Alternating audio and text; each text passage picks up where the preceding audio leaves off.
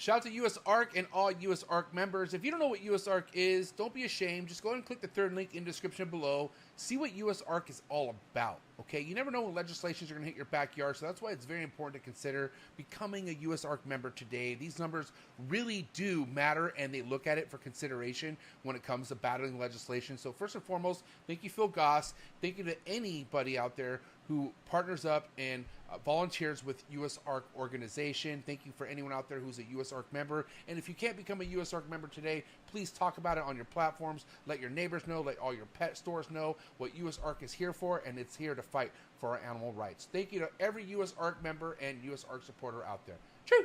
T-minus 30 seconds.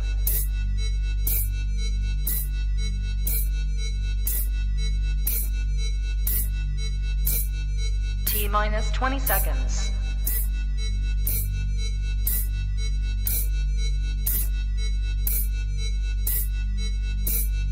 10, 9, 8, 7, 6, 5, 4, 3, 2, 1, 0.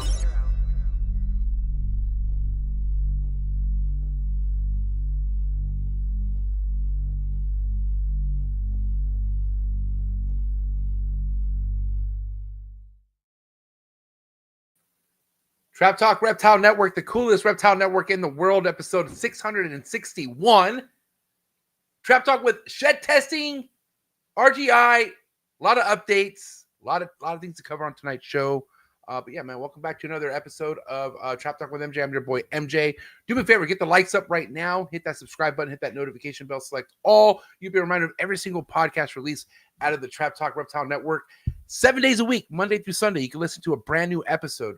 Don't forget that you can listen to all these episodes on all major audio platforms. There's Google Play, Buzzsprout, Apple Podcast, whatever your favorite audio platform is, you can catch a new episode. So thanks for all love and support. If you're looking for exclusive content, please don't look any further than joining the Trap Talk Patreon family. You can join the Trap Talk Patreon family by clicking the very first link in the description below. Join the Discord and connect to the Instagram group chat 24/7 popping. And yeah, man, I'm looking forward to connecting to a lot more of you. I do want to say that tonight's episode is brought to you by Mark Bailey Reptiles. Please head over to MORPH Market, type in Mark Bailey Reptiles, and follow this man's work. A lot of amazing production to put out by Mark Bailey Reptiles this year, so be ready. And the best way to follow all his work is by following him on MORPH Market. Again, that's Mark Bailey Reptiles. Thank you so much, Mark, for your support. Also, tonight's episode is brought to you by RGI, Rare Genetic Inc., #1 in the shed testing game. Go to RGI Rare Genetic Inc. on Instagram and also follow their YouTube channel to stay on top of all current updates. And simply by following this network, you can also be updated as well. So thank you so much, Sean and Ben. Looking forward to getting down to business on tonight's episode. Again, just to remind you guys, a lot of updates tonight, a lot of things to catch up with Dr.Ben. It's been a while, and we're going to be accompanied with Travis as well. So great episode in store. Again, thank you so much, RGI. Make sure you check them out. You can find all the links in the description below. And yeah, I'm ready for a great episode tonight, guys. Shout out to people in the live chats. You guys are beautiful. If you're in the live chats tonight, if you have a certain topic, we're going to be getting kind of deep on a lot of the shed test talk tonight. So if you are, and I know there's so many questions out there because I get a lot of you guys asking me stuff. And I'm doing my best to stay tuned with the ball python shed testing. But, you know, you guys know Braintree Pythons is like what gets me out of bed. But still, if you're tapped in tonight and you've been having questions, don't be shy. Drop a question in the live chats tonight. And if you really want me to make sure I drop that topic that you have or question that you have, send a super chat and I won't miss it 110%. All right, man, shout out to people who are here. I want to give some props to people who are in the chats tonight. Shout out to Dickie Foster. What's up, Dickie Foster? What a name. That's a sick name. DGB Exotics. What's up, DGB Exotics? Thanks for tapping in. My homie Mike from Capital City Herpetoculture. Trap Talk Patreon member all day, every day. The homie Eric's More Factory. V-Unit family all day, every day. PJ's Creations. My homegirl Amanda. Trap Talk Patreon member all day, every day. The homie Adrian from West Coast Reptiles. Please go give this guy's podcast a follow on YouTube channel. Go support him. That's my dog. Trap Talk Patreon member. My homegirl Krista, who made it. Oh my God, Krista. I forget what state you're in. I think it was Massachusetts. No. Don't tell me. I forget. Anywhere. She was in the sticks, and now she's in Florida. And I'm so happy because she traveled 19 hours to get to where she was at, and she did all solo dolo. And I'm super proud of this girl, man. I'm telling you right now, she's killing it. And Neurophi Exotics, find her podcast on this network every Sunday. Okay, the last 2 weeks is my fault. I'm just taking not credibility. I'm taking ownership of her episodes getting deleted. Don't know how it happened, but it was not my network. So Krista, my bad. But you do got to re-record those episodes. I love you, Krista. Neurophi Exotics, give her a follow right here. And then Big E Top G, Villarino Reptiles, every Monday night right here, new breed on the block. If you are just coming into the ball python game and you are kind of getting pulled in multiple directions, we'll just stop. Just come here every Monday night, and a lot of this stuff will start to make sense, okay, because of this guy right here, Villarino Reptiles, my guy in the ball python game. He's just slaying it, all right, and forced to be reckoned with already, 20 plus years in the game. So go give him a follow right now, all right, Villarino Reptiles, and please go subscribe to his V Unit family on IG as well. So appreciate all the support. You guys are amazing. I don't want to waste much time. I want to bring the guest on because I want to get to know Travis, and I want to catch up with Dr. Ben because there's a lot to catch up on. We're gonna start tonight by talking about monsoon. I'm just kidding. No, we're not. All right, here we go. Listen, do what you gotta do to get your mind right. Do what you got to do to stay hydrated because this is episode 661, the Shed Testing Deep Dive. RGI updates with Dr. Ben and Travis Wyman. Let's go. Choo.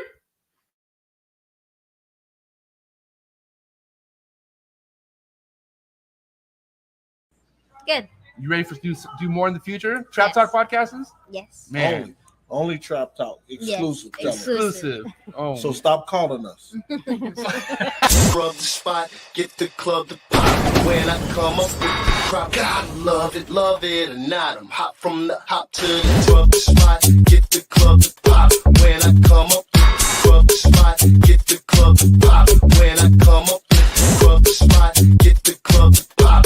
When I come up with the rub the spot, get the club to pop. When I come up with everybody, we do it. Everybody, we do it.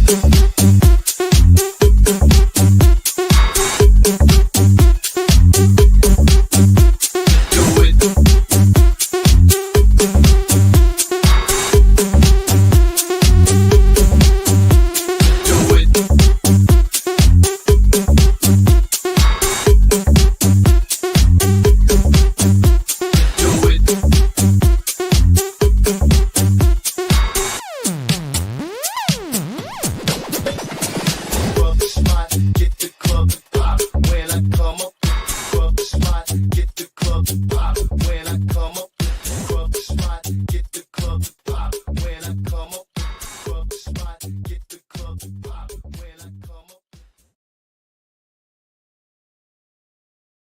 And we're live, episode 661 with me. Welcome back, Dr. Ben, and welcome to the show, Travis. What's up? There he is, Travis. What's up, Jeff? How are you? Glad to be here. Are we coming in good, Ben? Is there a delay or can you hear me fine? I can hear you. Cool. Travis, you good? Yep, I'm good. All right, listen. All right, welcome back, Dr. Ben. Travis, this is your first time here. I don't know much of you. Usually like this, I don't ever have someone I don't know of just come on my show, but Dr. Ben just has it like that, okay? And so he highly suggested you be a part of tonight's episode. So, he told me a little bit of your background, but why don't you introduce yourself, man? Why don't you tell us, how long you've been in the hobby, exactly what your resume is, relating to what we're talking about tonight, all that good stuff. All right. Well, if you go into the way back, caught my first snake when I was in preschool on the playground and kind of got hooked there, which, is a story that a lot of us will tell. Bought my first real pet snake when I was 14. That was an albino corn. He made it through junior high, high school, college, graduate school. He moved from Colorado to Georgia to Maryland. Made it through my first marriage, my divorce, the birth of my kid. So he made it a good long time. He passed away at 24 years of age. And this is a corn snake? This was a corn snake. Wow, that's cool. I love it. Yeah. As time went by, when you become an adult and you realize, hey, I can actually start keeping more of these things that I really enjoy, I started expanding my collection out. I picked up a lot of balls, mostly because they allow me to play Dr. Frankenstein, but I work with a lot of other species because I kind of like the weird and exotic things. In terms of my resume and how it ties into what we're talking about here, professionally, education, I have a PhD in microbiology and molecular genetics. I have spent the last 15 years working in genetics in the biodefense capacity, doing a lot of metagenomic sequencing and stuff like that. Sweet. Awesome. And then Ben, how'd you guys connect? What's the connection there? How'd you guys link? Travis will have to tell me for sure. Was it bp.net that you had it said Dr. Travis Wyman, then I had just A's, T's, C's, and G's. And I messaged you guys hey, that means this. And did it say Travis? I can't even remember. It said Travis H. Wyman, PhD. Yeah. I had my signature in genetic code. Yeah. I think I had that on both BP and on BLBC. Oh, okay. Yeah, it could have been either of those back in the day. But so Ben and I connected back on the forums just through being, science nerds and genetics nerds and, Yeah, I mean, probably mid 2000s. Yeah, that sounds about right. Yeah, BP.net is that pioneer days from what I recall. You know what I mean? It's cool to hear that you have those ties all the way back then. But yeah, Ben, why don't we get to you as far as how are things are currently? You are putting out more new tests. I just saw recently there was HRA that was put out, vanilla. Yep. How are things currently right now? Let's catch up. Yeah, so the new ones are HRA, vanilla, disco, butter, and what's the one I'm missing? Oh, honey. And so far, all of the mochas that we've run are identical to honey. So, there's once again, like the video we put up this week, we're not reaching a conclusion or making a prediction, but what we can tell you is everything we've sequenced so far for mocha and honey are an identical mutation. But as we learned with butter, as we get more sheds in, more samples in, maybe we'll learn something different. Yeah. And I wanted to ask you, as far as, obviously there's different morphs that are currently put out shed testing wise that you don't work with. And I'm curious, what are one of those? What's a popular shed that's currently sought after that you guys don't have yet? That we don't have a test for yet. Yeah, right. One that top of my head, I don't know which ones they are. I can't. Yeah, Mandarin would be one that people would really like to get. Yeah, that would be one. Stranger. What else? Yeah, there's I think we have about 25 that we're targeting. Mahogany. I don't know. Can you think of any others, Travis? Oh Lord, man. That we're still working on. There's always more when it comes to ball pythons. Yeah. There's people that ask for calico and whether calico and sugar are the same. There's people that ask for banana and whether banana and coral glow are the same. And those are all things we'll figure out. Just takes time. Wait, so we haven't figured that out yet? That banana and coral glow is exactly the same? We don't know the genetic code specifically, like what the mutation is for both, or whether it's two different mutations in the same gene. We don't know that yet. It could be either way. All right. So obviously we're all three of us are ball python enthusiasts. We love him. You know what I mean? Why not? But don't you guys agree? If we could just eliminate a lot of these names, it would make this a little bit easier. And I just mean not only for the sake of less saturation with what to work with, but for the people coming in, because it's very it's disheartening when you see someone who's vested with one gene, right? And then they start buying from someone else, and then they figure out wait a minute, these are the same, or whatever, or I can't call this because it's not that line. But here comes RGI with proof it is the same.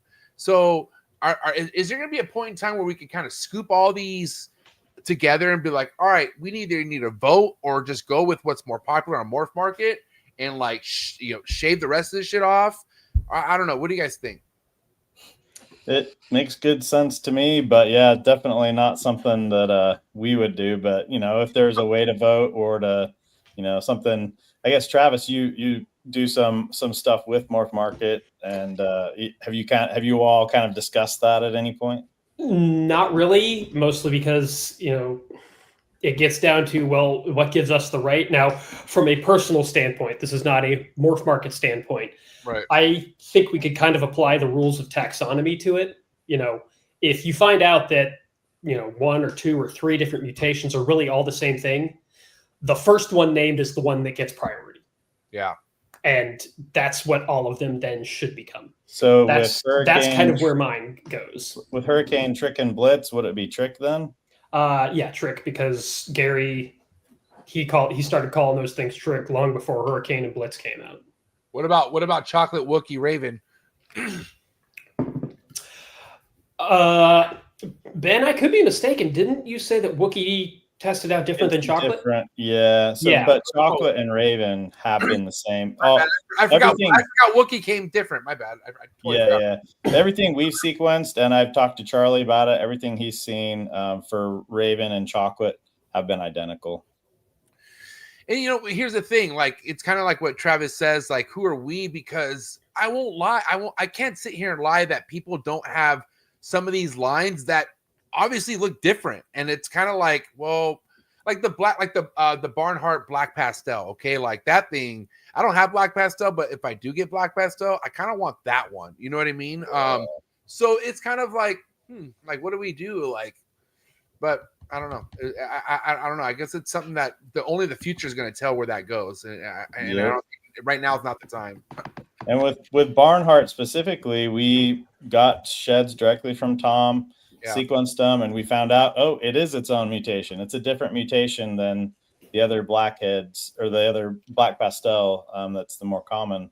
So in that case, it is different. But like with Mystic and Phantom, found out they're the same. And some people are like, but I can tell, my Phantom's apart from Mystics or vice versa. And, once you start, and that's kind of another thing we've kind of talked about on our show. Once you shift, so far, we've had so many different morphs to play with ball pythons. The focus has been mostly, doing all these different combinations and piling up. But if it shifts to, okay, now I want to focus on clowns and make the cleanest, brightest, maybe it's only 3 different mutations instead of 7, but I've got, or even just like for me, an example would be a GHI Mojave, and I want to make the cleanest, best contrast. Like, it's hard to beat a really nice GHI Mojave, even though it's super simple. You make a really nice one, anyone that sees it's gonna be like, man, that's cool, those are like the table. Those are like the table snakes for sure. Yeah. And that kind of would be a shift in breeding. Instead of breeding for, color and pattern mutations that we know are, from simple recessive or incomplete dominant traits or whatever, or dominant, then you'd shift towards kind of line breeding to make things, more crisp, better contrast, better color, or you want to make your desert ghosts more axanthic looking, or you want to make them more yellow looking, then that, gets into more of like selective breeding, line breeding kind of stuff, And that's the future. Go ahead, Travis. No, I was going to say, this is something Ben said, I've talked about a lot when I've been on his podcast, is it's not just the gene that you're working with. Collections are genetic. Right. And I use that phrase a lot because, like, I specifically, I like stripes in things. So I have a lot of animals that just are kind of stripy looking, which means that I'm enriching genes that promote striping in my collection. So a lot of my animals are going to have stripes, whether or not they're genetic stripe or, things in the yellow belly complex or things that throw stripes. So I may have Mojaves that have just got a really clean, sharp, nice dorsal stripe to them, whereas somebody else is working with, reduced pattern type of clowns, and they put Mojave in that, and they end up with Mojaves that are really reduced pattern. So we've moved different ways. They're still all Mojaves, but I've got all these extra genes in mine that give them stripes, while somebody else has all these extra genes and give them that really reduced pattern. Okay. Now, overall, Ben, what would you say, like the sought after goal is with shed testing for you guys? Like, what's big on the docket for you guys in 2025 that you are trying to tackle, whether it's a certain morph that you're trying to get shed testing wise, or I'm just trying to see what that next big move is for you guys. Yeah. So we've, from the beginning, kind of had the goal to get at least 50 to 100 ball python morph tests, sex determination, got colubrid sex determination.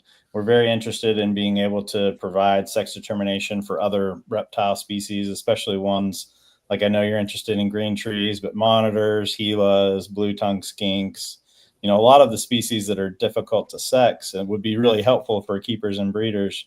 Those are things that we're very interested in.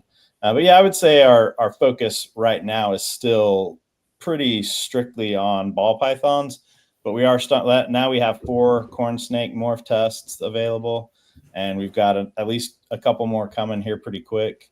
And then we are, over the next 3 to 6 months, we'll start being able to offer morph tests in other pythons and in other, we'll try to get some other snakes and some other lizard tests as well. So over the next 3 to 6 months, especially by the end of 2025, we should have quite a few cool things going on. Yeah, I definitely have questions regarding other species, as far as what the future is with working with monitor species, and obviously green tree pythons we'll be talking about. But obviously the biggest thing that's driving this popularity in shed testing is ball pythons. Let's be real. It's the number one force in the snake game. It's where, people from the outside are coming in, which is good, But my biggest question next, as far as what we're talking about here, last time you were on the show, I think it was the panel testing, like multiple, like shedding for more than one morph. Where are we where we could almost shed for everything? Like in a perfect world, like if you were to say like, all right, I think this is the year where you give us a shed and we're just going to test for everything. Like, when do you think that's possible? So about 3 years ago, we could do 6. Now we can do about 60 ball python morph tests. We have 48 of them in our panel now. So our panel has grown a ton. I think over the next month or two, we'll be able to get that up to 55, maybe even 60. So we'd have potentially in the next 2, maybe 3 months, we have a 60 morph panel for ball pythons. I think that, and it also kind of depends on what people think, do you want to pay more money for one that does like 100, or would you rather have it stay like the 60 most common things? I don't know. We'll kind of see as it continues to grow what people think. But one thing we just made available this week, we do have an all recessive panel. And so we'll do our best every time we come out with a new recessive morph. We'll try to add that to the all recessive panel as fast as we can. It takes a little time for me to add new things because I have to make it cost effective. I have to figure out a way to make all these different tests work well together in one run. And so sometimes I'll add one thing and it'll make something else not work anymore. And so I kind of have to tinker with it. But yeah, so we have an all recessive panel now. And that one I'll have more of a focus on whenever we have a new recessive come out. That one will get updated so that will be added to the panel as fast as we can. The big 48 panel we have now, it'll probably be about every 2 to 3 months. We'll try to update that and add as many of the new ones as we can to it. Like I said, we can do about 60 now, and 48 of those 60 are on the panel. So if that panel eventually is a 70 or an 80 or a 100, I think we'll kind of play that out over the next year or so, and we'll figure out what will serve the most people the best. Because if most people just want those 60 or 70 most common ones, they don't really care about the 40 that are less common. They don't want to pay extra money to get 40 more results. We'll have to shake that out. And maybe you all watching this, let us know what you think.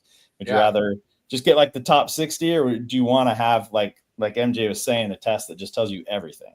Because like I that top 60 does, like I mean, obviously like that's, people want what's most worked with, but I'm wondering like what if, right? Like, because one of the biggest things that is I don't want to, I feel bad because every time I mention this morph, I feel like I'm shitting on it, but I'm not. It's like the morph that gives me the best example of what we're talking about here, and that's scrambler, right? But if you're really trying to identify a scrambler and you want to make sure nobody like myself or anyone else could talk any shit, and there's nothing else but scrambler in that snake, I feel like, a panel test like that where a test is for every fucking thing, like who knows? Like, let's get down to the real root of what's really in that snake, and then it would solve so many like little disputes that are happening. But honestly, like, it would be great for a project. Like, it's either going to be like that's the truth, or we've been bamboozled this the whole entire time. You know what I mean? So that's why I think the test at some point would need to be where it is what, like, this is everything it is right here. You know what I mean?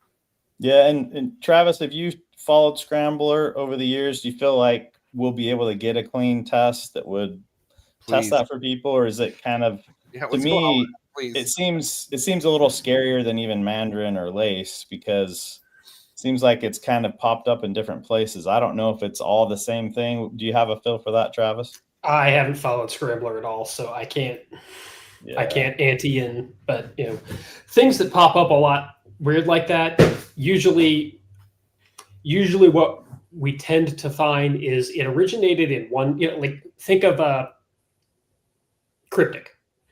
It originated in one collection and it kind of spread out everywhere in animals from that collection, and then it started popping up everywhere because all of those people originally got it from one place. So trying to figure out where that one place was is going to make it a little bit more difficult. So yeah, with Scrambler specifically, I see that as being a more complicated one, and we definitely need more sheds to be able to do that. But like to your point in general, I kind of see it being similar to people that want to do a dog test to find out what % breed they want to know, you know, any breed that could be there. I can see that, and like the questions on Facebook or Instagram, you know, what morphs does this have? Or like with carpet pythons, which species is this? You know, those kinds of things. As we test more and more animals, sequence more and more animals, we'll be able to answer more of those questions, but we have to have enough of a database to be able to support that. And the reason why at a crime scene, they can take a, you know, tiny little bit of, you know, fluid or this or that, and be able to get DNA from it and say, okay, this is a white male, blah, blah, blah, and he must be related to this person in this database. That's because we've run millions and millions of human samples. So we're kind of building that up now, where we could answer more questions like the less common morphs, or being able to tell species apart, things like that. Yeah, and there's also, you know, like with the human sample stuff, those databases are all kind of like shared amongst each other. And, you know, like you have CODIS, which is a nationwide system. Everybody puts all of their information into that. So like only people, you know, like crimes committed in Florida aren't only confined to the genetics of the people in Florida. They can look everywhere in the country. We don't quite have that with ball python testing yet. There's, you know, Ben's got his database, Hannah's got her database, the Canadians have theirs, there's a European group that's got theirs, Charlie's got his. So trying to get everybody unified there, I'm sure is going to take a little bit of work. Now, I understand why they have them kind of segregated, because they're going at this in a commercial aspect, whereas, you know, crime scenes, that's more a, look, we want to catch this person for the benefit of society, so all of society is going to throw everything together into one big pile. Yeah, the way I look at things, it's like where we're already headed, which, you know, I again, giving props to the ball python game, you know, you got things like Clutch, like a next level organization app that just kind of shows what kind of professionalism this hobby's headed. But imagine if we're able to clean up a lot of, I don't want to call them excuses, because I'm going to give my example, right? Like I sold a $2,000 DG Clown OD hypo to somebody. He produced it, bred it to a female that was DG something, and it had fire, and he made a couple all white snakes with it. And I was like, and he was like, dude, you didn't tell me this thing had fire. I was like, I didn't know it had fire. I was like, and then I had to find out from the mom of so-and-so and go down this rabbit hole to be like, hey, dude, do you have fire in your collection? He's like, dude, yeah, I did. It does pop up. I'm like, well, son of a bitch. Like, well, I mean, it sucks because you paid good money for this DG Clown, for him to make a couple white snakes, which, I mean, I get it, but like, you know, I guess I had a good excuse, but it would be cool to have to save the excuses and like no excuse, Yeah. dude. Like you test your snake, you should know. You know what I mean? So yeah, and I just feel like it would clean up a lot of business transactions and just make it more straightforward and like, you know, like who's gonna, you know, how can you talk shit about the ball python game with like, look how clean everything's happening when it comes to purchases and stuff like that in that sense, you know. Another aspect of that is, you know, a lot of people are working multiple recessive projects. So you've got triple, quadruple het type things. And if they're like normals that are triple het or quadruple het, those things are ending up, you know, in the discount bin or over in Petco and stuff. So we're starting to move really down the lane of what we have with corn snakes, where you've just got random hets popping up all over the place. And that's where Ben's, you know, 60 panel recessive thing could come in really good to have. You know, it's like, you know, I just picked up a new snake, run the recessive panel on it just so that I know what could be lurking in here that I don't know, because, you know, I picked this up as a Mojave at a show, but, you know, it was from a jobber, and now come to find out it's a Mojave Axanthic het hypo, you know, oh, damn, now I can do this with it. Now I don't want to do this with it because I don't want Axanthic in my collection, you know.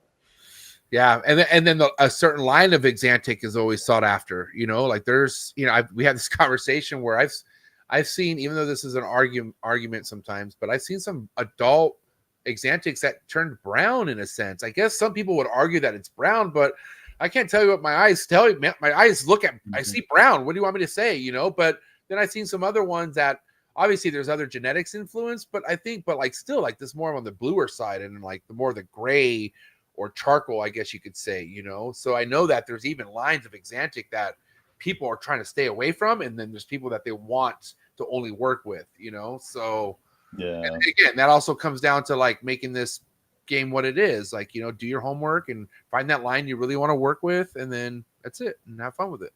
Yeah, and we've definitely found out for people, they thought they had, you know, for example, VPI, you know, I have these animals, they're VPI, and they've only bred them to each other. And then when they do the test, they find out, oh, actually, they're not VPI, they're MJ. So that happens. Wow. MJ, your comment about doing your homework reminded me of something. And that's a great thing. And more people need to do this, especially people coming into the hobby. Because I see a lot of people who come into the hobby and they either buy animals that have been shed tested. So they say that, you know, well, I got this and it's been tested as asphalt, and then they say it's a super asphalt because they said, well, it was tested positive for asphalt, and they're showing you this animal and you can look at it and you're like, no, that's just a basic asphalt, or that's a pastel asphalt. That is not a super asphalt. And they're like, well, but I bought it as an asphalt and it was the only thing they tested for. That's what it came back positive for. Like, okay, but you understand what that actually means. Do your homework and really understand what that means. You know, a lot of these beginner people coming in, they just, well, tested positive for asphalt, and that makes it a super asphalt because that's the only gene that was there. No, that's what you tested for. But, you know, if you get that test directly from Ben, he's going to have it labeled asphalt het or asphalt hom. Yeah. To tell you if it's het, then that's just a single gene. If it's hom, that's the homozygous. Too many homs in genetics. And that's what's your super asphalt. So you've got to know what those tests mean. Yeah. And it's funny that you say that, because not too long ago, and I'm going to be nice on this episode, but goddamn, there was a guy out there who clearly you could tell like he wasn't testing for certain genes, and because he wasn't testing them, he wasn't putting them in the ad. And so Travis knows about this. I was like, and I saw a bunch of this stuff, and I'm looking, and I thought, because I had this guy on my show. So after I had him on my show, I started following him, and he was putting deliberate, like I work with gravel and asphalt, very, very deep into that stuff.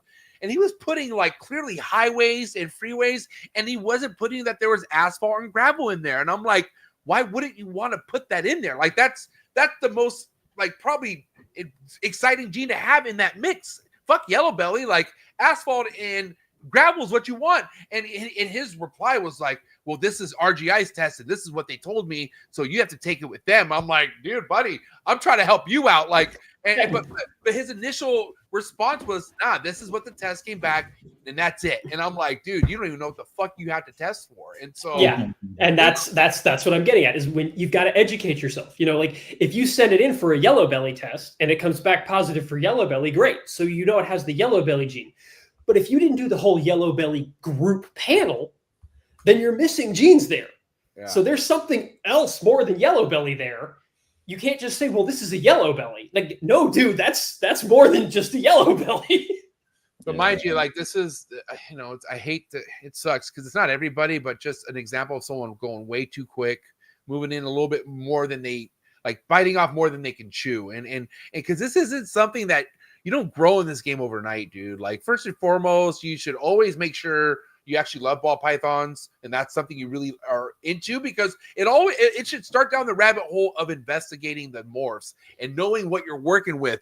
You don't just buy the snakes and then find out what you're working with. That doesn't make any sense. And so I don't know, man, like, to each their own. I came into this game pretty aggressive, but I learned a lot of lessons. But you don't see me putting goddamn highways up for sale that does not have asphalt or gravel or whatever in the, you know what I mean? Like, I at least know that much. And I feel like by doing little mistakes like this, it only makes you look really bad, and people won't buy from you. I'm telling you right now, you will end up on Palm Street. That's just the reality of it. You're not going to be able to sell your snake. And the thing is, like, we want people to be into this who stay here. Like, my goal is to have people come into this and stick around, not leave. Like, you know, but you can't stop people from learning the way they want to learn or not learn at all. Like, that's, dude, grown ass men too. Like, we're talking grown ups. Like, you know. What are you going to do? I see that a lot. I'm in the Morph Market forums, and I'm one of the mods there. And I have this. Basically, I've got a cut and paste reply to a lot of topics of you know, you can tell. I hate to call them this, but this is what a lot of them are. it's the free COVID money breeders. Yeah, you know, they got all that free COVID money, and they just bought a whole bunch of stuff, and now they're starting to breed. And my copy paste, it starts with, this is going to be an unpopular opinion, but you don't have to breed right now. Like, I'm not saying don't breed at all. What I'm saying is stop and take a breath and pause and really learn your animals, learn your morphs. You know, you can breed at any time, but you're going to do better by yourself, by your animals, by the community as a whole, if you slow down and really figure it out. You know, don't just say, I can breed and I can make it and then I can sell it, because that's not how it works. You got to know what you're putting up. You got to know, you've got to know how to identify what you're making. You can't rely on the entire community. Like, you can't just go into the forums and be like, what did I hatch? Like, if you need everybody else to tell you what you're hatching, you shouldn't be breeding it. Yeah. And because you need to be able to put them up, you need to have them accurately labeled. It's not just I'm going to put them up in a morph market and they're going to sell. That's not how this game works. You got to get a name for yourself. You don't get a name for yourself until you get a reputation for yourself. And if your reputation is, well, I know this guy because I see him all over the forums asking what his snakes are, why would I buy from him if he doesn't know what he's doing? Yeah. So slow it down. Take your time. We're happy to help you. You know, those of us that have been in the hobby a while, we're happy to help you. But the more you ignore us by just going headstrong into the fastest, dumbest way to do it, the more frustrated we get with you. And, you know, go ahead, Trav, I'm sorry. Like I said, it kind of sucks that I have this copy paste reply that I put in, but that's because of how common it is. And I got tired of typing it out all the time. And when you scratch the surface, you realize, like, okay, the issue here, like, because you know, I see some people that have some sick shit, and I'm like, and I look at their store and I look at their account, I'm like, dude, what's the problem? And I'm like, oh, you're upset because they asked for free shipping? Like dude, be a little bit lenient right now. Like, you don't need to get the exact fucking dollar amount that you were wishing to get in 2021. Like, it's not gonna happen, pal. Like, if you could get a sale, if you can make fucking $500 off a snake right now, get your fucking $500. What are you doing?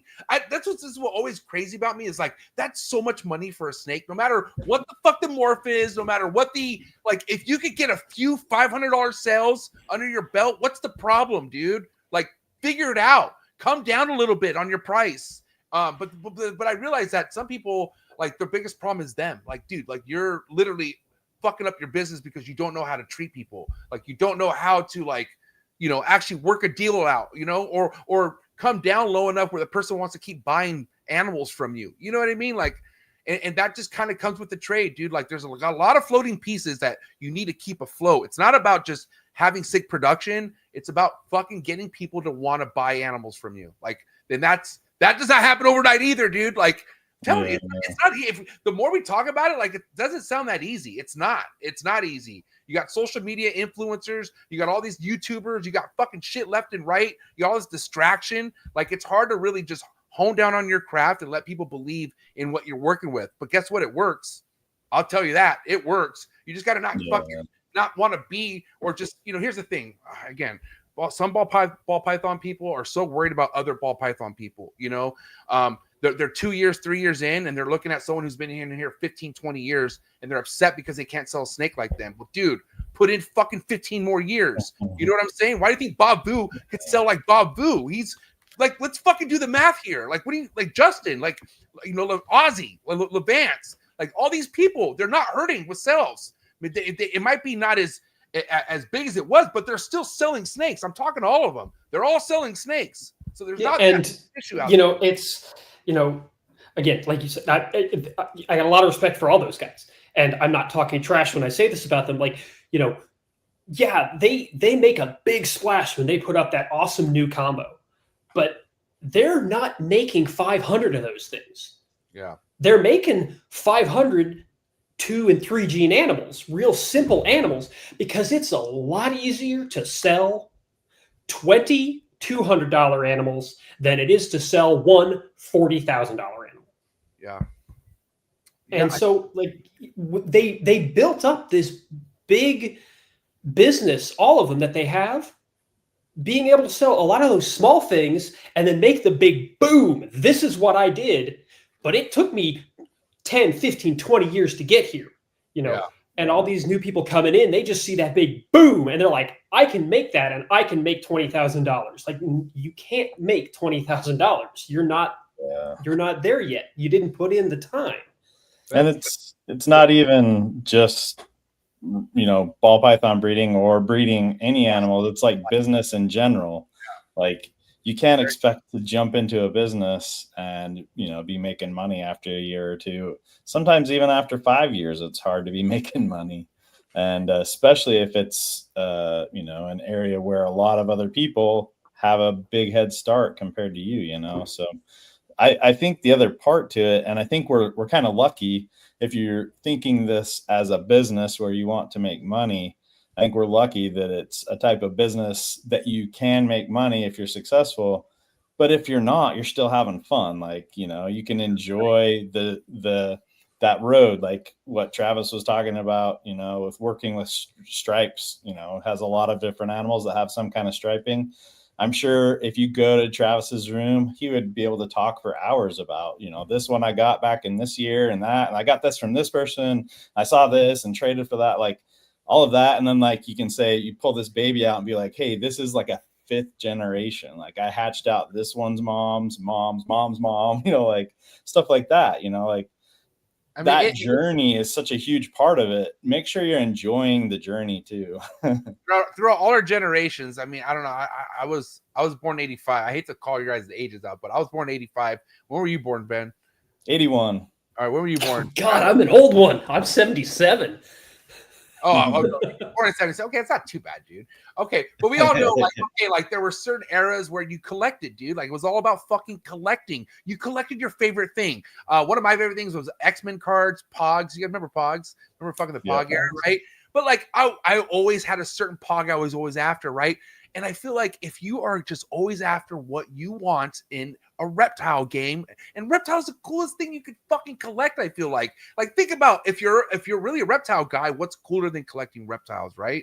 And if it's always something you love, it wouldn't matter if it sells or not. And that's the, you know, that's the biggest thing, the biggest booming lesson for all the COVID breeders is like, holy shit, I got a bunch of stuff I really didn't like. And now that I can't sell it, I don't want to pay a $300 a week rodent bill for this. Like, how am I going to do this? And then all the fucking the reality, raindrops come down hard on them, and it's also like, dude, we got to think like social media. What kind of picture does social media paint out there? Every perfect example, like, oh wow, look how easy that looks. Like, and you're right, it's not just snakes, it's everything in life. Like anything that it's like anything that someone's successful at and they put it out on social media, people think, oh, well, that's fucking easy. You know what I'm saying? But they don't see all the fucking other blood, sweat, and tear things that aren't documented. You know what I mean? All they see is the good stuff. So but when people see what they've actually gone through, they go, I don't want to go through that, and they don't want it. So it's like, well, what do you expect? They don't complain. Yeah, and that's where, like I said, coming in slow does a lot better. And like, that's how I came in. Like I said, obviously caught a bunch of snakes when I was a kid, kept it for a couple of weeks over the summer, whatever. Then I got that corn snake, and I had him. I mean, that was my only snake for like 12 years. Then I bought a couple of other animals. Then when I decided I wanted to like really start getting into my collection, I had the Audubon Society guide. Like I have gone through that Reptiles of North America 3 times. I've had to rebuy it because I've just destroyed it by going through it. But I remember going through that as a kid and seeing the rubber boa and the gray banded king snake in there and saying, one of these days I want to have these. I remember seeing that National Geographic with a chondro on the cover and saying, I want that one of these days. And so the first thing I did when I decided, look, I'm gonna get myself into reptiles as like a real pet keeping type of thing, I picked up a gray band and I got a hold of a green tree. Those were the first, like the first of my holy grail type animals. And I did it simply for the passion of having those animals. I didn't get a whole bunch of Alterna. I just got one. I didn't get a whole bunch of green trees. I just got one. Yeah. And just getting those passion animals and working with them and forwarding that passion is sometimes so much more rewarding than I'm going to get 500 ball pythons and I'm going to breed the hell out of them because I saw on social media that you can do that and make money. If that gets you in, like, great, I saw something really cool, but going slow. I saw something really cool. Ball pythons look like fun. I'm going to pick up 1 or 2 ball pythons and I'm going to learn my animals and I'm going to understand my animals and then I'll expand. Or maybe I'll decide ball pythons aren't for me. But while I was looking around the show at ball pythons, hey, there's this other type of snake that I saw. Yeah. I'm gonna learn about that because I've had fun learning about ball pythons, but I want something more. I want something different. Yeah. And that's when you let the passion graduate into something else on its own, right? Because like you said, I had a connection with ball pythons just like a lot of other people, all starts as a child, but I knew what it was like keeping one snake my whole life because I always had a snake. And the thing was that excitement carried on because I went all my 20s. I think majority of my 20s, I didn't carry a reptile. I didn't have anything. And then I knew I was missing something. So when I went back to it, I just got one because I just wanted that. That's all I ever knew about. I didn't even know there was a whole reptile world. I remember just Googling fucking ball pythons and Craigslist ad came up and I bought one for $75 and I remember decking out the enclosure. Remember having a red light bulb, a blue light bulb. It was fucking like, dude, I didn't know what the fuck I was doing. You know what I mean? But I was so in the moment. And so mind you, as I got into the hobby, I learned about fucking those light bulbs being terrible and everything else. Like, I realized, oh, wow, they prefer to be in rack systems and holy shit, you could breed these. And then it just all starts to come together. But like, mind you, it comes together while you're already having fun and you're loving it versus trying to be something you're not. And that's what it is. Like, you're trying to come in here and within the first year, you want 3 racks full of fucking adults. You want to breed. Like, how do you know already that's what you want in a year from now when you just got in here? Like, it just, because dude, I feel like there's I don't know, like, people are excited to go to the gym and first month and they're just so pumped up.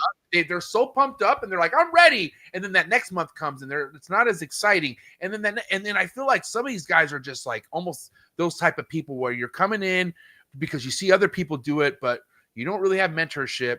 You don't like advice because, dude, I've talked to some of these people and man, the cockiness in some of them, and it's like, okay, fucking go ahead, big guy. Like, go, you got it. You know what I mean? And it's kind of, you know, all you can do is just shake your head and be like, and just think, you know, God bless the animals. Hope they don't have to suffer from this idiot's fucking decisions. But yeah, social media, like it just puts out that perception, like, hey man, fucking come make $1 million. But it's, man, if you really knew Justin's story, like if you knew how far back it all goes back for that guy, you know what I mean? Like he's not an overnight sensation. Like this guy generationally built what he has and is here for a reason. Like he's the chosen one for a reason. You know what I mean? So I don't know.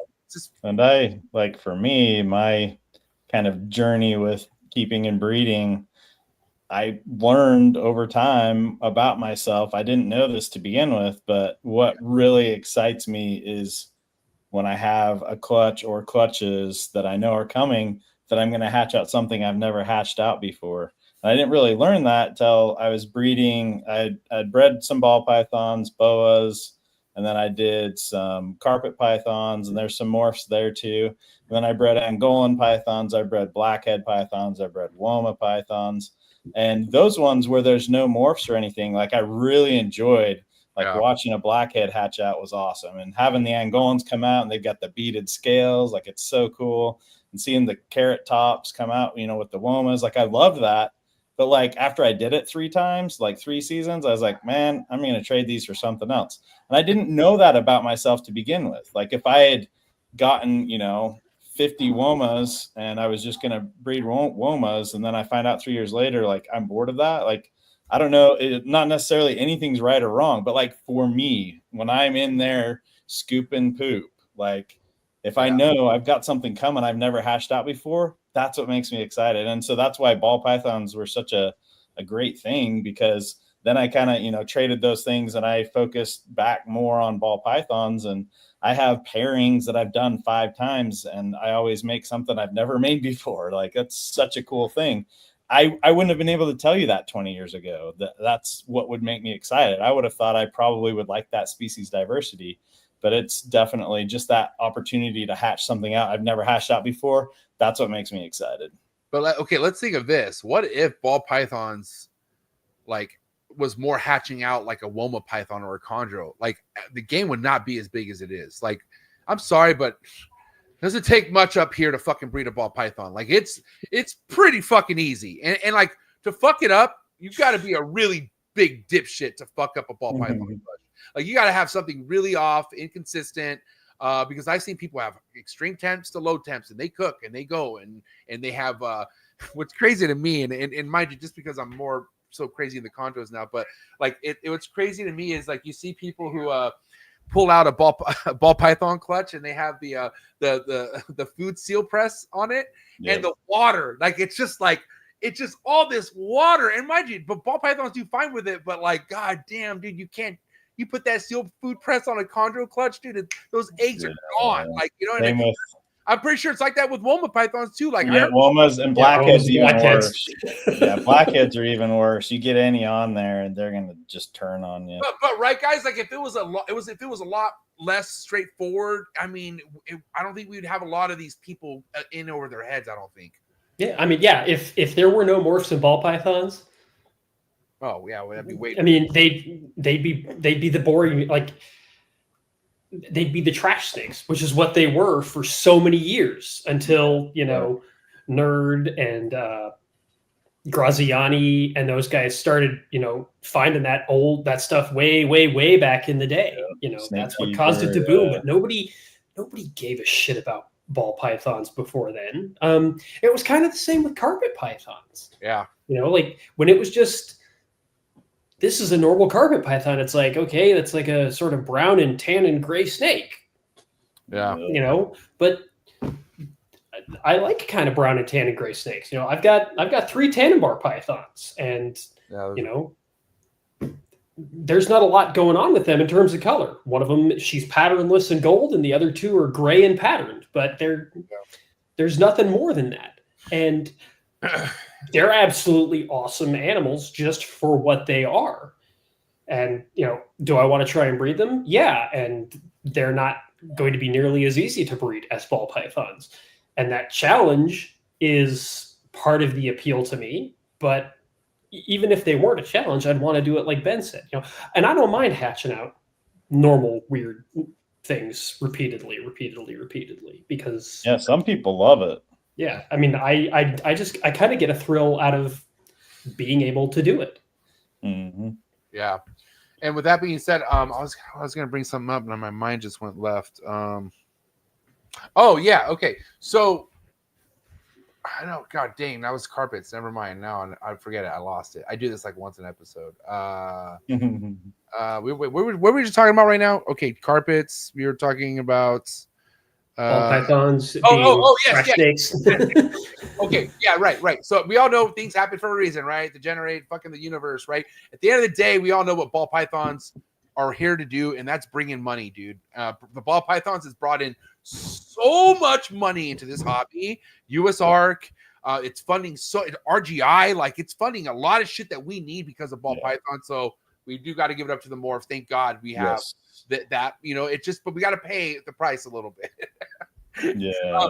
But meaning not, it's just the people pay, but it's like anything in life, man. Like you said, no matter what the hobby is, you're gonna learn if it's either meant for you or it's not meant for you. And if it's not a big deal either. You know, I feel like if you're not having fun and you got a rack full of fucking ball pythons, go figure it out and let them go somewhere. Like go find a home and go enjoy your life. It's not worth it. Like, you know, have fun. If you should be keeping something you really enjoy keeping, you know, life's just too short. I feel like that's a really good point too there, MJ.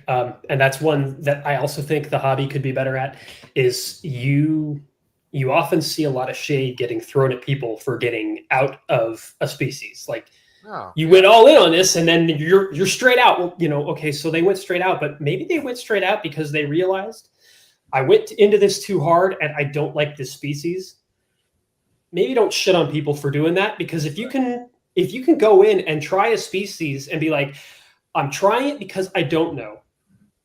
Now I'm finding out this isn't my thing. I want to move them on to somebody else and I want to try something different. Yeah. Encourage that, you know, because we all end up with different species.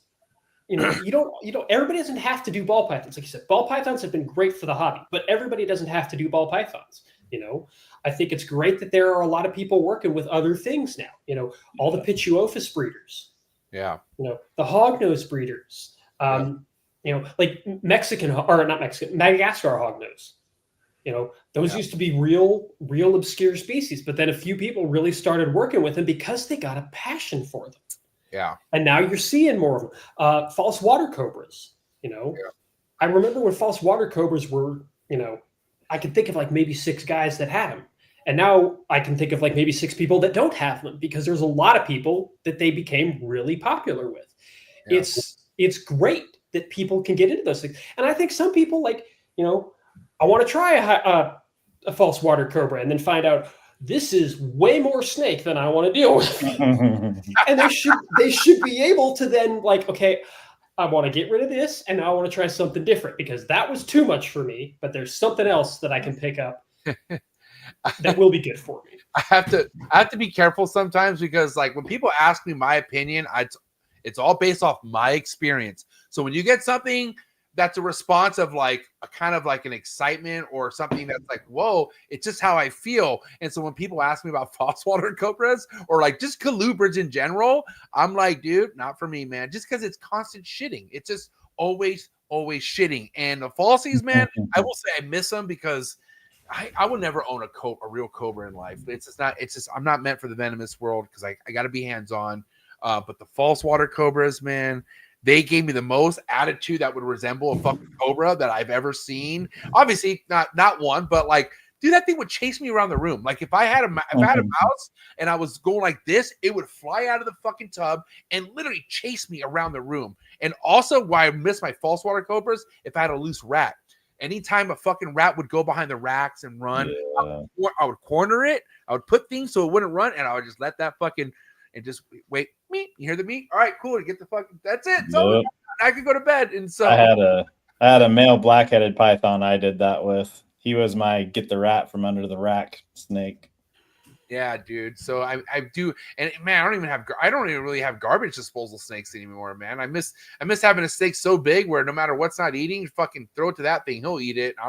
I dialed down so much from so many species. I do have a Volta pied, which is like, I guess that huge genetic fucking ball python in Africa. This thing is 6,800 grams, bro. I'm not joking. It is humongous. People who've been in my collection seen it. Yeah, that's like my retired rat eater. Is that fucking That's thing? cool. Eats one like once every 2 months.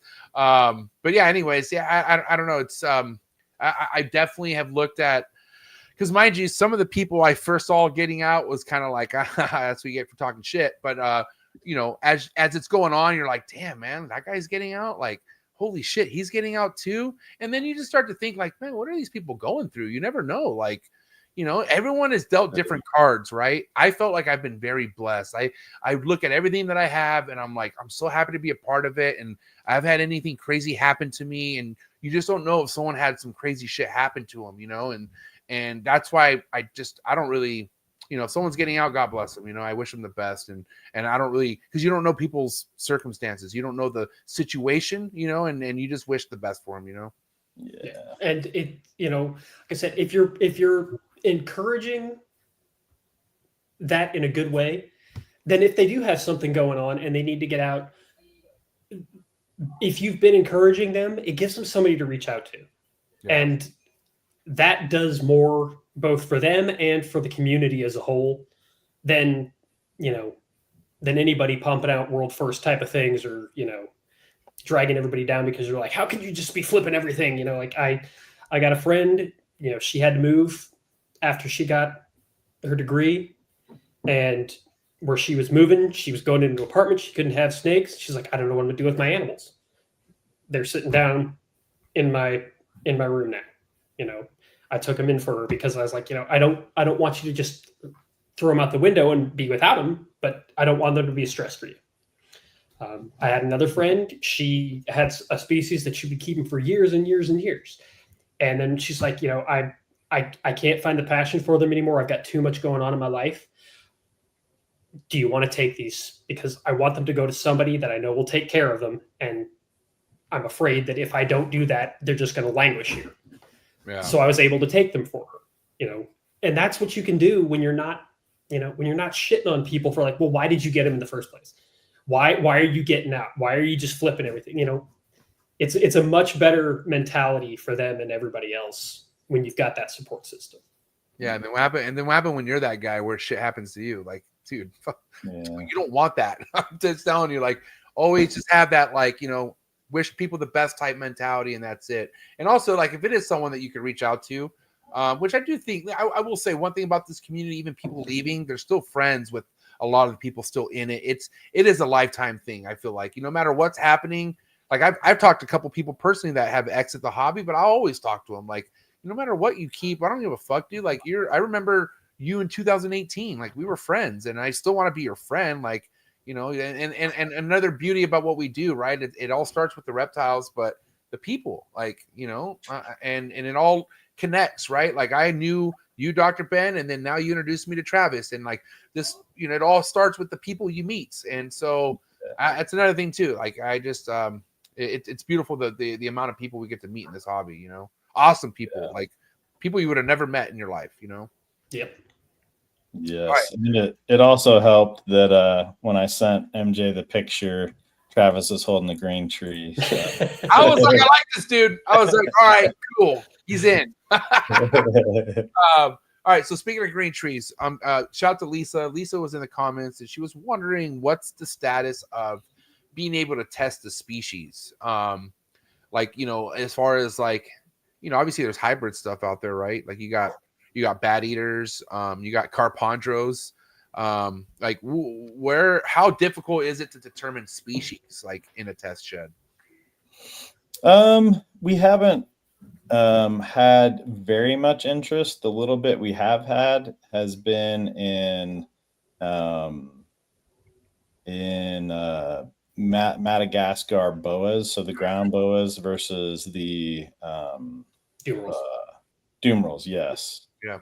So telling those two apart, and we've done a fair amount of sequencing and comparing, and I hope that I will have a test that can tell those two species apart before too long, or be able to give you an idea when there is a hybrid Another project that we've had a lot of interest in, and when I say a lot of interest, so this is enough, like people working in these groups like came up with $5,000 to donate to help us be able to get the first sequencing done and things like that. Right. So the second one was locality for panther chameleons. So there's actually a really beautiful paper where they went through the whole range where panther chameleons are, and they took, I think it was like 320 samples where they got the DNA sample and they took a picture of that individual. And so they had that kind of data for 320 or 340, whatever it was.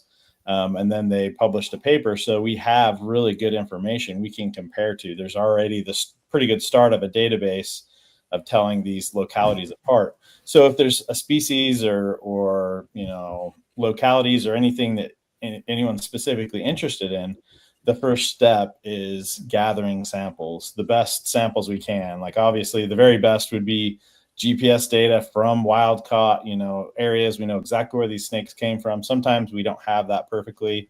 Sometimes you can get, a sample, a shed skin or something from a snake from a zoo that's already been there for 30 years and pretty well where it came from. But yeah, it really takes a lot of legwork. So like for the dumerals and ground boas, there's some of the sheds that people sent me. They're from animals that are like 37 years old and stuff like that. And they have a lot of information. And so we've built that up. We have a little bit of a database there, and it's not quite working where we can do that test yet, but it's something we are still working on and taking more sheds. Then with indigo breeders, inbreeding is a big problem. There's scale problems and different things that happen if there's, some inbreeding that occurs. And Wow. So there was a testing company that gave them kind of a relatedness type of test. Like I think they call it an identity test, but then you could compare potential sires and dams and pick the ones that are the most unrelated to be able to breed. And so we're trying to bring that back for them. That's another thing that's coming soon. But yeah, any species or localities or things like that people are really interested in. Carpets would be cool. Chondros would be cool. Scrubs. Yeah, dude, scrubs stand out in my head big time. Yeah. I was pretty deep into scrubs, and I am good friends with the scrub king, Stephen Cush, and he just has so much. Man, I'm like, dude, imagine getting test results on something like this and figuring out what the truth is, because it's all exciting with ball pythons, but this is just like the foothill of the mountain. Like, wait until we start getting all our fucking shit together with all the other species, which obviously green tree pythons. I know we talked a little bit earlier during sound check, because man, as I'm getting more and more experience working with green tree pythons, my passion is more lean towards like outcross and designer type pairing, but I am still very familiar and have experience working with pure locality stuff. And one of my sought after pure locality, I would say like my bread and butter locality in all my projects is BIAC. And I've seen the different types of BIACs with yellow neonates and red neonates. And the ones that I'm just so fucking just into are the red neonate BIACs that tend to be very high black, melanistic, and they're all red dominant. And I've been able to kind of prove within my own collection that every high black BIAC male that I've produced or been able to sire, they only fucking produce red dominant babies. They only produce red neonates and never a yellow. And so, what does that mean? Like that. And then, there's people saying, well, the red dominant, AKA, could be a super red or whatever. But it's like, are we missing a bunch of morphs here in the green tree python game that we haven't discovered yet? Which is exciting to me, if that's the case. Yeah, I think that we do have a chance with the red versus yellow babies of finding a single mutation that causes that. I think that's possible. Like the high black or high yellow or blue, that might be more difficult. I don't think we're going to find, obviously from breeders, we know it doesn't seem to pass like a recessive or whatever. But we can do, and this is done with food animals, we can find markers that, so like we could essentially take groups of green trees where they grow up, and we give, like, let's say, if an animal has more than 20% black or 20% blue or whatever you want to do, we could get 50 individuals that meet that criterion, and then we can compare it to all the others, and we could find markers. So then you could eventually have a test and be like, oh, this animal has a 10% chance of bringing in that black later in life, or it has an 80% chance of bringing in black. That's possible, but it's not like a simple Mendelian recessive or incomplete dominant or dominant thing. So I think like Amazon tree boas, chondros for sure, like a lot of these that you can't like predict like you can with a single mutation. I think that we could still, with a good enough database, we could still have some predictive things we could do, but it takes time. It takes a lot of sheds and a lot of sequencing, but I'm all for it. I would love to do that kind of stuff. But the other thing you could do with chondros is albino. So I would love to get an albino or 3 or 4 samples. And so albino, and then red or yellow as babies. And then I would love to work on markers for black and yellow and blue, stuff like that. And what about another one too, the blazes, the yellows with a bunch of like, I guess they call them blazes because there's like red on them too. It's almost like a mix between a yellow and a red. Have you seen those? I don't think so. That's chondro? Yeah, they're called blazes. Yeah, they hatch out as yellow neos, but instead of like that sort of black dark pinstriping around the white sections on them, it's like this flame orange red. Cool. Yeah. I'm gonna pull up. I figured because you have some people who argue that the blazes are actually red neonates, and then mind you had other people say no, that's not true because of what you produce with them when you put them together, right? And so if you do blaze to blaze, there's no reds; it's just all yellows. And so if it was meant to be a red, that wouldn't be the case. You would get reds or something like that, right? You wouldn't get all yellows if you did blaze to blaze. Yeah, so that takes care of that, you would say, right? Yeah, I mean the evidence points to yellow being recessive to red. So if you breed 2 blazes together and all you get are other yellow babies, then yeah. Let me pull this blaze up because I want to show Dr.Ben here. But also I was going to also mention too, one of the biggest things that we've talked about already, and it's still few people already asked in the chats, is the sex determination with chondros, because I mean that's I get it. We got a lot of people coming into the green tree python game, but they want such a young baby with a guaranteed sex, and it's just not practical. Like you're not, and I don't even like probing. I don't like. You got some people who are comfortable probing after 6 months. I don't even want to go there. Like I'm just like, you get what you get, But I will tell you what would help this whole, chondro game is like getting them to get sex at a lot younger age. So can you kind of touch on that real quick, Ben? Yeah. So ironically, when we started Rare Genetics Inc. In 2011, I had just gotten my PhD. I went to Tinley, and Sean Christian, who I had been talking with on forums, kind of like with Travis. The first time I talked with him was on forums back in the day. Same with Sean, but it was the Morelia Pythons forum with Sean. And we both like carpet pythons. We both had lots of friends that bred chondros. We're like, hey, he asked me, he's like, why can't we make a sex determination test? He's worked with birds. He's like, what, we can do sex determination with birds from feathers. Why can't we do something for chondros? So ironically, that's the first test we really wanted to design as Rare Genetics Inc. was the green tree python test. And it's the one we've spent the most time on that we still don't have. But what I did do for a little while, and it did work perfectly. The breeders that I did this for have all said all of the sexing that I did was correct. Every single individual, Bill Stiegel was one. There's several, 5 or 6 other breeders that I did tests for, and they all worked perfectly. The problem was at that point, I was working full time for a pharmaceutical company, and I just kind of do this in my off time, and really just charged what it cost me, but it was pretty intensive as far as the sequencing and analysis and all that. I found markers that I could sequence, and I could then, not only would they send in a shed for the baby that they wanted to test, but they would have to send in the sire and dam, and they'd have to send in either the paternal grandsire or a known male offspring from that same male, because I had to sequence all of those and track that marker I knew was on the sex chromosome. And I could see if that marker passed, then I knew that offspring was a male. But if it didn't, I knew it was a female. So it did work. But for me to do that, it's, you know, more like hundreds of dollars, not like the other sex determination testing we do that's like, you know, 20 to 30 or $40.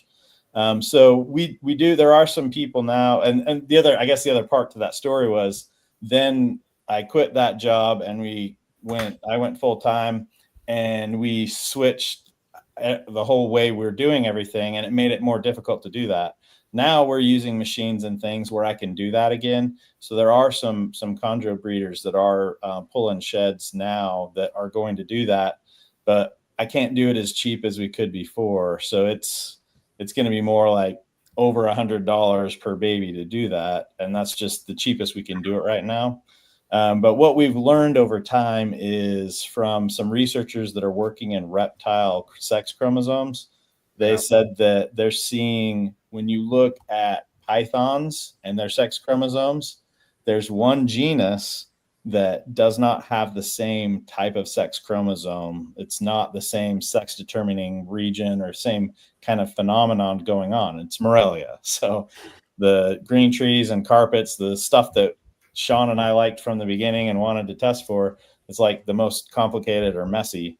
They haven't published that yet, but we are still working on that. And I still am very hopeful we can finally get to where we can do a single shed test. You don't have to send in the mom and the dad and the grandpa, all that kind of stuff. I think we can get there, but it's not easy.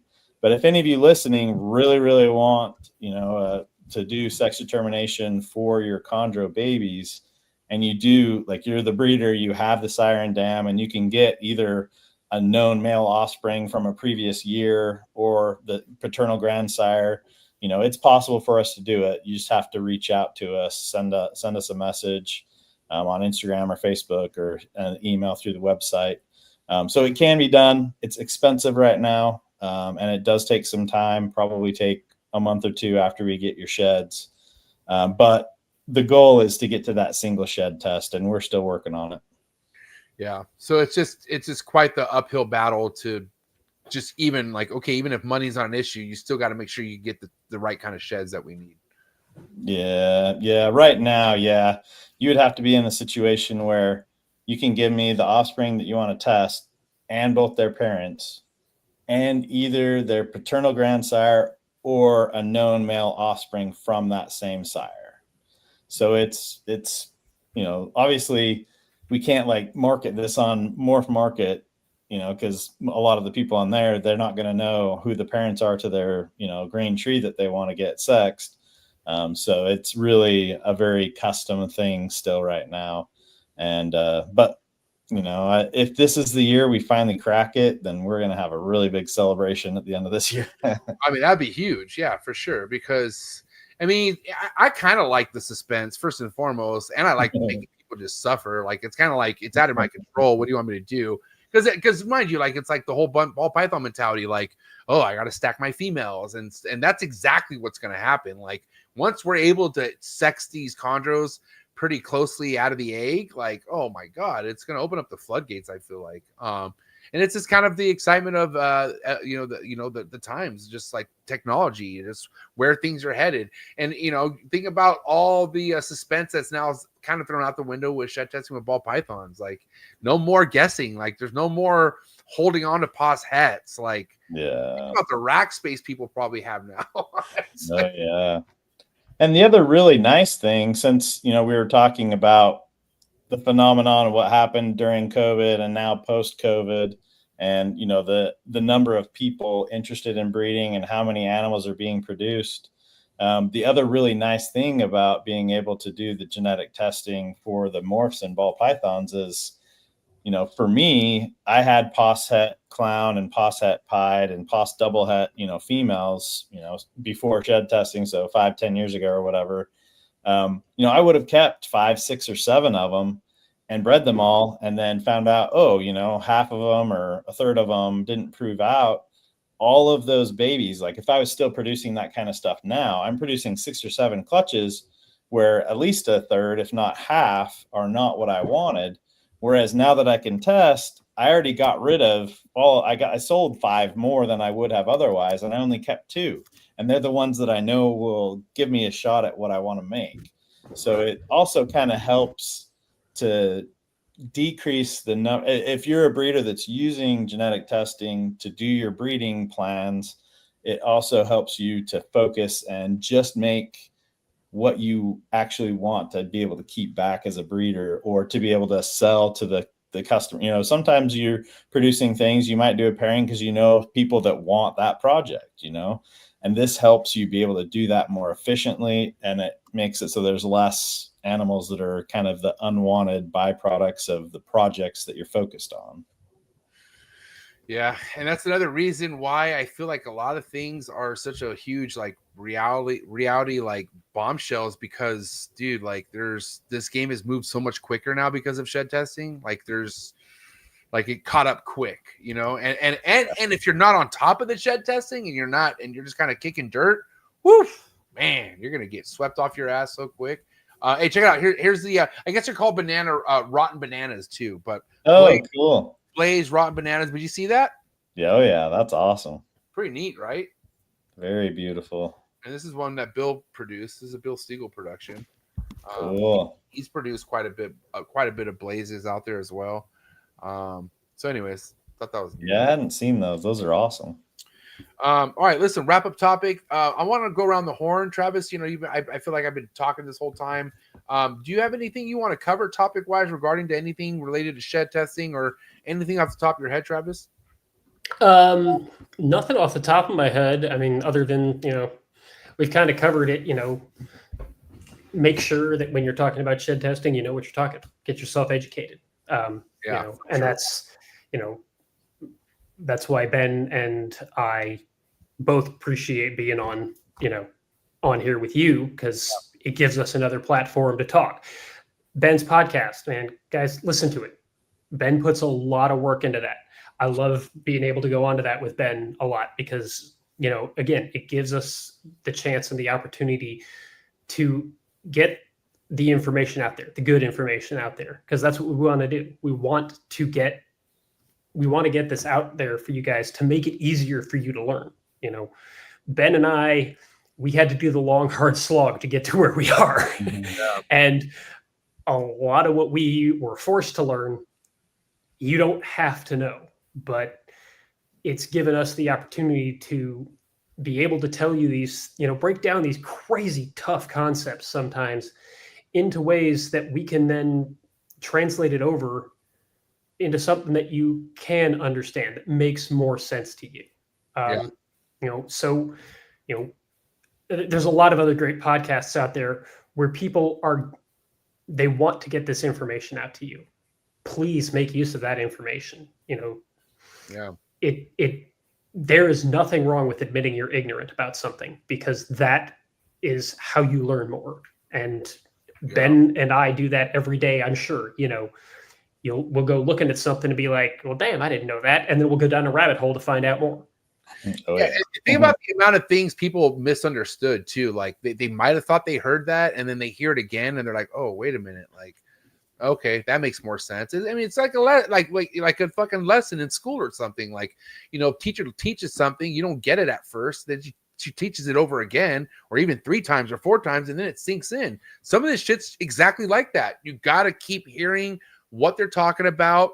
And then eventually, my biggest thing, guys, is like once you fucking experience it firsthand, like once you're actually turning in shed testing yourself and doing it firsthand, then a lot of the fucking, oh, what's going on? All the dots start to connect. You know what I mean? So, and that's another thing too, man. Like, you know, experience is your best teacher in this. Like, let that kind of guide you and kind of answer a lot of your questions versus just assuming or just going off what someone else's experience.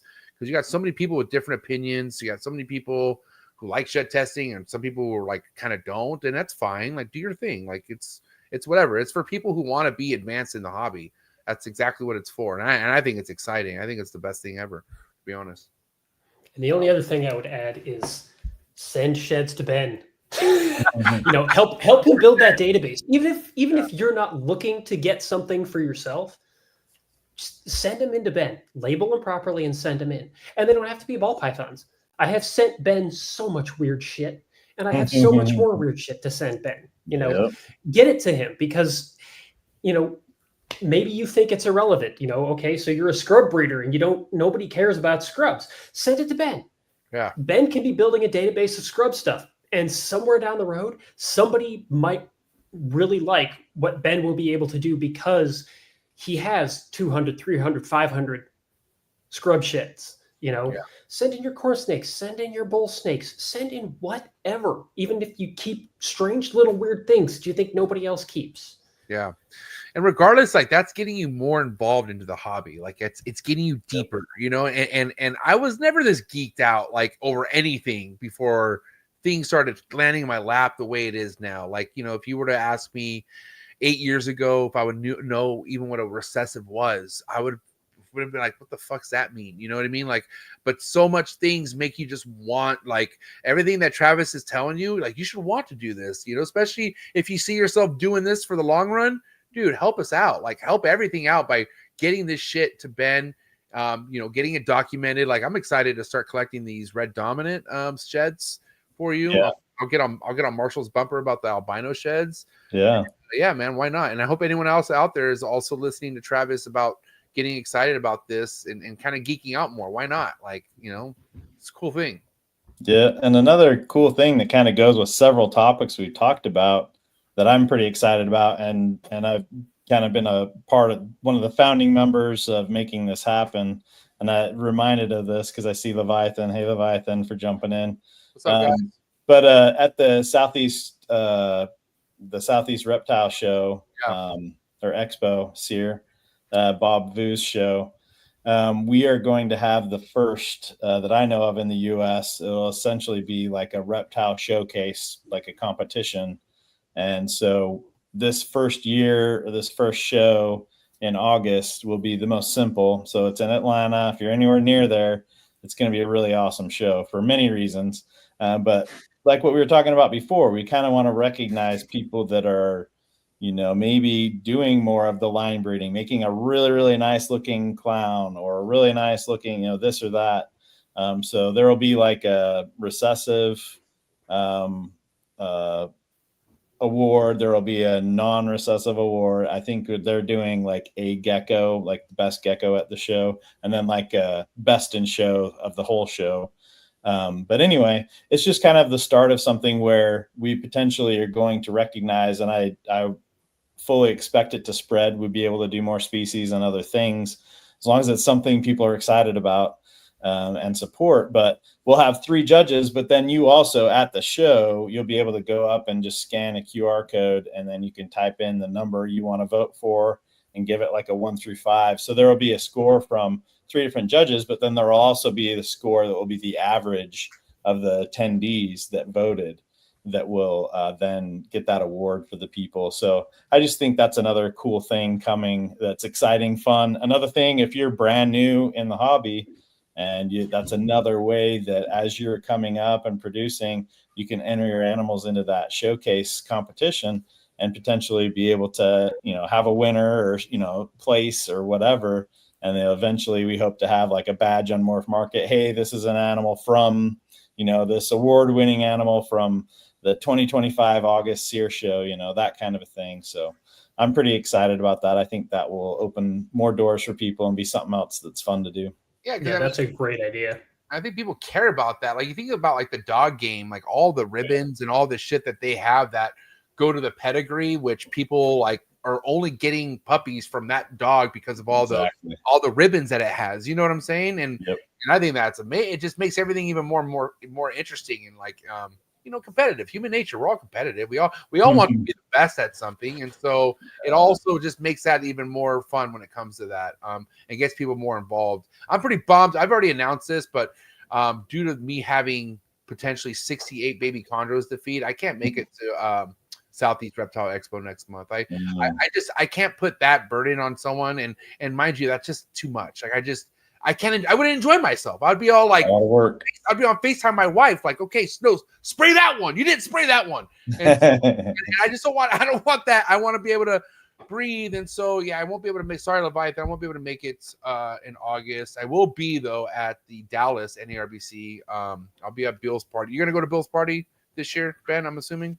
You're gonna Say that again. You're gonna go to Bill's party in September. I'm assuming. I would imagine at least Sean will. Okay, cool. Yeah, I'll have to see that. That's a possibility. I know in September I'm going to be going to Colubrid Fest. Oh, it's in tight. Indiana.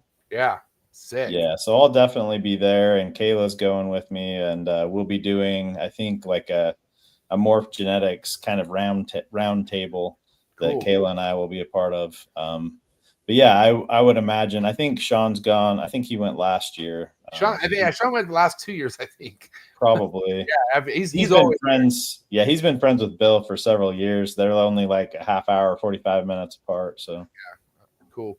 I was gonna say, anything you like to wrap up with, Dr. Ben, before we close up shop here?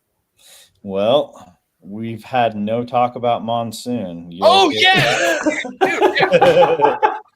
Oh my god, yeah. Oh my god, I mean, it's up to you. It's your show. No, please. That was supposed to be the intro topic, and I fucked it up. Oh yeah. Please listen. Just because, and you know, man, this is why you're a professional, Dr. Ben. I've seen you reply to some crazy fucking comments out there, and you know, for holding it together the way you have, it really shows character. But for me, I want to know how it was during that topic of conversation, monsoon being an incomplete dominance. There's no way it's a recessive, and then and your response to all that, how you handled it. Why don't we talk about it? Yeah. So, you know, monsoon has been dramatic for several reasons. One is because it took us so long to be able to get to the point where we had a test we were happy with, and we worked along with, you know, Charlie here in the U.S., also Heather in Canada and Jurgen in Europe. We all kind of worked together. We finally got a test. We had over 350 known samples that did test correctly, except for one. So we try to have a test be accurate over 99%. That meets that. So we made that, you know, available. But yeah, during that time, you know, that was also kind of dramatic because people are like, hey, you know, there was one that was wrong. We're like, yeah, but we're trying to be over 99%. But anyway, so we had lots of talk for that, and people were excited to finally have a test that, you know, meets that over 99% accuracy. But yeah, that kind of popped up. I know Emilio was the one that brought me. I can't even mention that whole thing around. Oh yeah.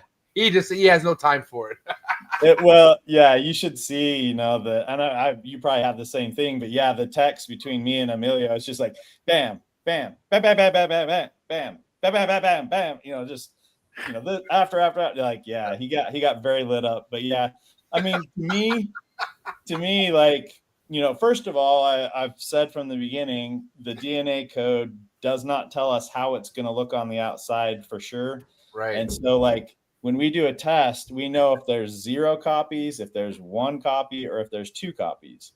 So as far as the DNA code goes, that's all I can tell you. I can't tell you if 0 and 1 copy look the same, or if there's a difference, and then, you know, if there's 1 copy versus 2, if those 2 are different, if there's all 3 are different, or 2 look similar and 1 doesn't, you know, that's essentially what we have as humans have. After doing some breeding, then we give that kind of information. You know, this is what makes it recessive. This is what makes it dominant or incomplete dominant. To me, when you're communicating to people that are new, and we've talked about, you know, new people coming in quite a bit tonight. When you're communicating to someone that's coming in and they've learned, and I've personally sold animals to people that were dog breeders or were horse breeders or something like that. They're coming in with some genetics knowledge, and you say, this is a genetic trait, or this is a recessive trait, that's going to put something in their mind, or even from high school biology, you know, or if they did some college biology and talked about genetics, like, people will have kind of an idea in their head of what that means when you say a trait is recessive. And so if they come in and you try to tell them, no, pied is actually incomplete dominant, because sometimes there's a marker that you can tell the difference between, you know, the ones in the clutch that are not het pied and some that are, you know, that's confusing because I know personally many animals that have had pied markers that don't have any pied in their ancestry whatsoever. So it's like a confusing thing to do. That's a recessive animal. With monsoon, I feel the same way personally. And from the breeding I've seen, like, yeah, sometimes you can kind of tell in the clutch which ones are the het monsoon, which ones aren't, but you can't always tell. And so if you're going to call it an incomplete dominant, people that are new coming in, they're going to expect there to be a very obvious and consistent difference between negative, het, and homozygous. Yeah. If that's not there, it's a recessive. But kind of the short and skinny thing that I gave was, if somebody's talking about a morph and they talk about a marker, it's recessive.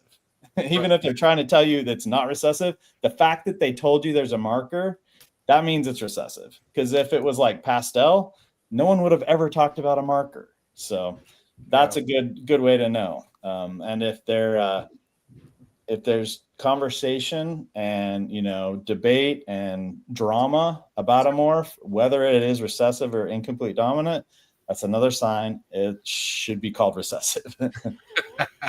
There's your 2 rules of thumb. Yeah. And you know, at the end of the day, it's like, and cool. I mean, it's cool that people are this passionate about it, but okay, let's take a step back here, please. Yeah.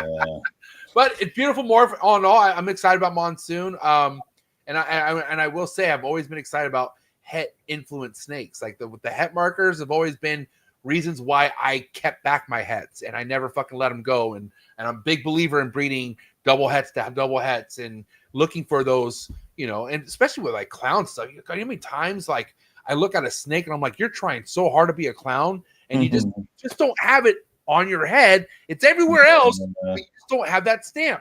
And so cool, but you're 100% het or whatever, like, or whatever the case. It's just, yeah, I don't know.